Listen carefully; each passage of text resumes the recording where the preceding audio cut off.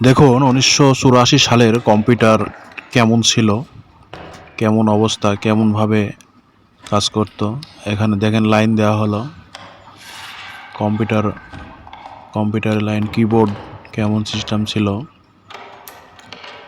কিবোর্ডের লাইন দিল। অ্যাপেল কোম্পানির ১৯৮৪ সালের কম্পিউটার। এটা মাউসের অবস্থাটা কেমন ছিল দেখেন, কত সুন্দর সিস্টেম ছিল তখনকার কম্পিউটার। ছোট মনিটর, সুন্দর দেখতে, কিন্তু এনে সম্ভবত ডিস্ক দিয়ে কাজ করতো, নাহলে মেমোরি সিস্টেম হয়তো বা সঠিক আমার জানা নাই কেমনে কাজ করতো সেই সময়। তবে যাই বলেন, তখন কিন্তু ভালো উন্নত কম্পিউটারের প্রচলনই শুরু হয়েছে বলা চলে ১৯৮৪ সালে।